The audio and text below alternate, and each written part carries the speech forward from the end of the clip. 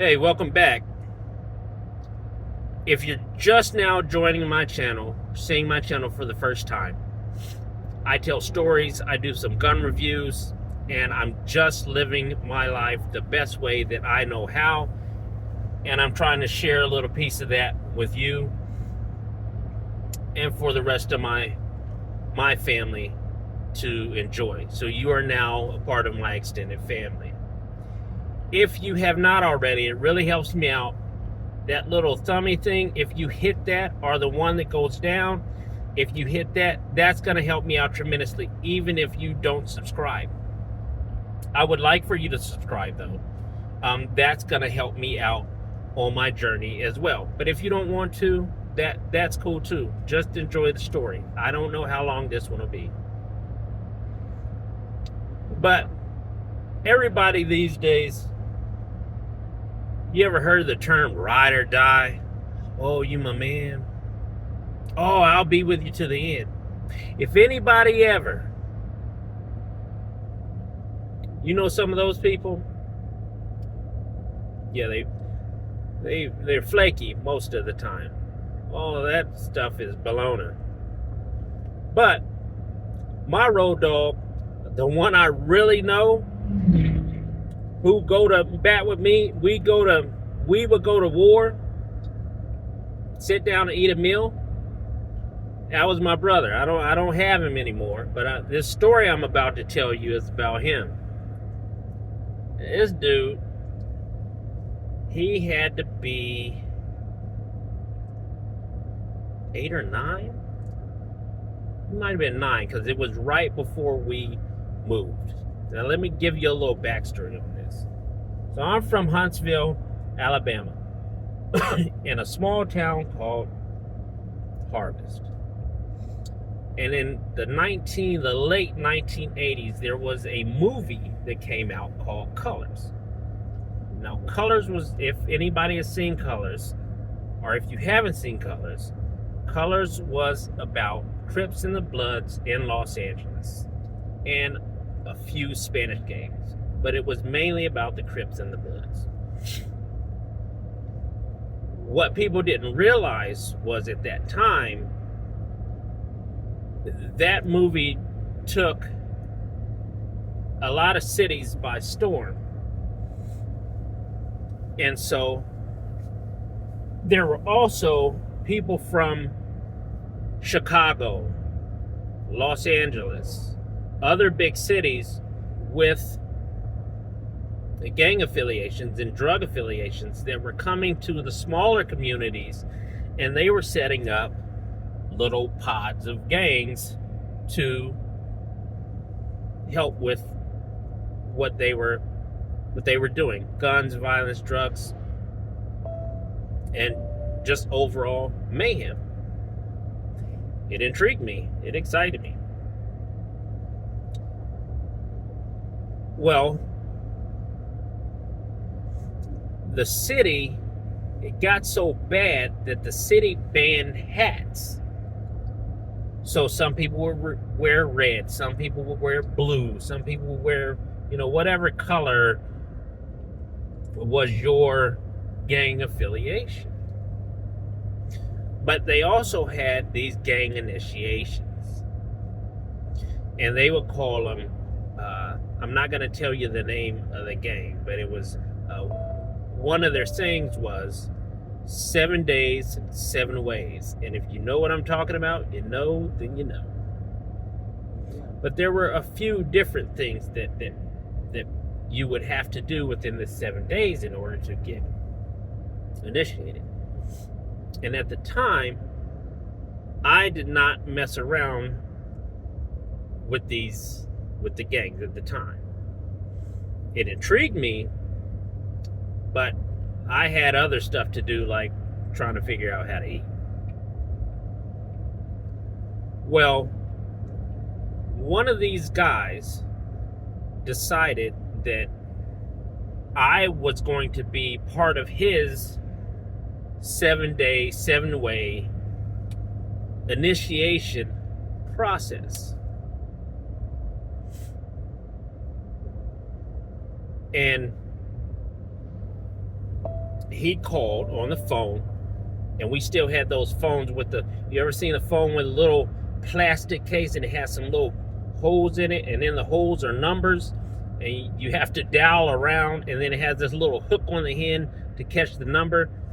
And if you messed up one of the numbers, you had to go back and start all over again. So we had one of these things that are called a rotary phone. We had one of those, and you slide the number, the little dial would go back, and you slide it again. Anyway, I got a call. He said, we're coming to get you. I said, who is this? You know who this is. He said his name. I'm not gonna say his name, because what's the use? This was 37. It was a while ago. It was a long time ago.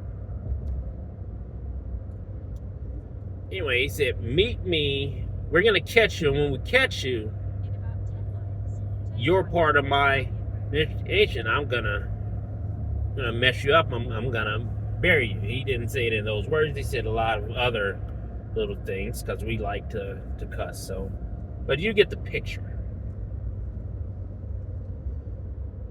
Couple days went by, nothing had happened. I had went to the place and time he had designated, nothing. There was nobody there. So I said, okay. Now I live around all of my cousins, but we are miles apart. Like, our houses, you can see the house, but you can barely see the house.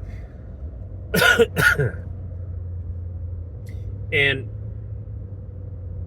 we decided that we were going to go to the store this particular day. Now, the store is approximately 3 miles away. Maybe 4, because it took us about an hour, and we'd walk a mile in about 15 minutes. So we went to the store. That's an hour. And then we're coming back. There's no sidewalk. You just walk on the side of the road. People saw you. Generally, you didn't get hit. You just didn't want to walk at night. We're coming home. We got our now relators and our knee-high and Chico sticks and all the other stuff that kids get, right? And we see this. My cousin owned a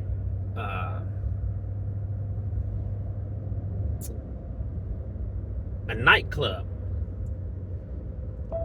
in front of our house. Like, it was on the corner. It was probably 2 acres away.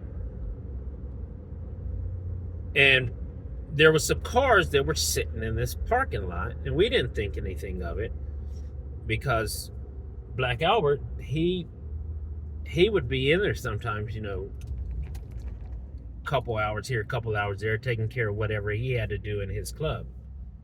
But all of a sudden, the guy that gave me a call, he jumps out of the car. And they said, come on, let's get your squabbling on. All right, well, let's go. My brother had stayed home.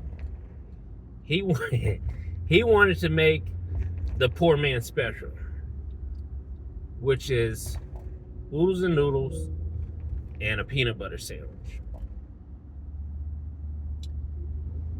My cousins had come with me. Well, as soon as I started fighting my ride or die cousins, oh yeah, to the end, man. They're about my age. They flee. Boom, they take off. Well, looks like it's just me. Ran up, blasted him. Bam! He falls. I get on top of him. I'm hitting him. Boom, boom, boom. All of a sudden, I get hit from behind. Like, what in the world is going on? And I'm getting kicked from the sides.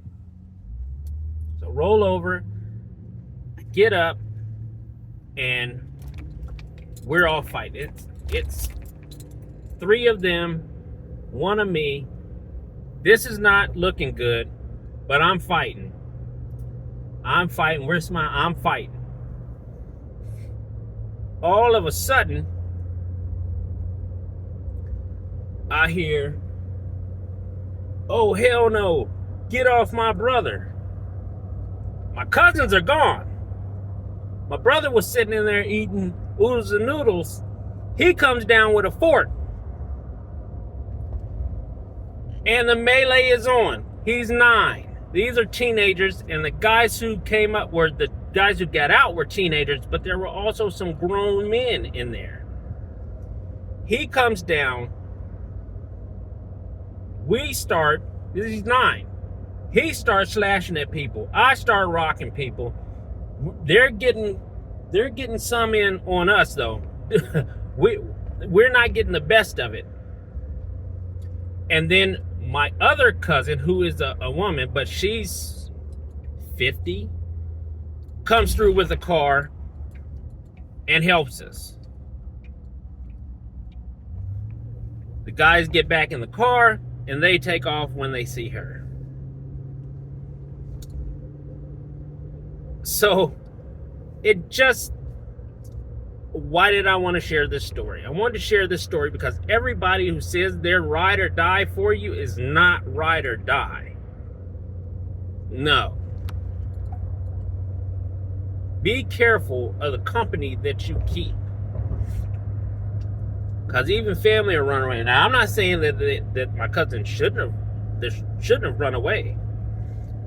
But when you're telling me and you want to be about a certain life, and then when that life comes to you and you aren't ready to handle that responsibility to stand 10 toes down, don't come around me anymore.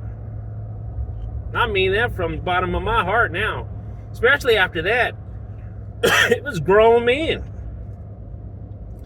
Yeah, that wasn't the first time or the last time that I had to fight some grown men as a teenager. That was a wild story too. I'll tell you guys that a little bit later. But yeah, my brother, that dude was wild. He was a wild boy. So, with that, I think it's time to wind this thing down. I hope you enjoyed it. If not, look for another one. There'll be one that you like. Until then, Big Unk out.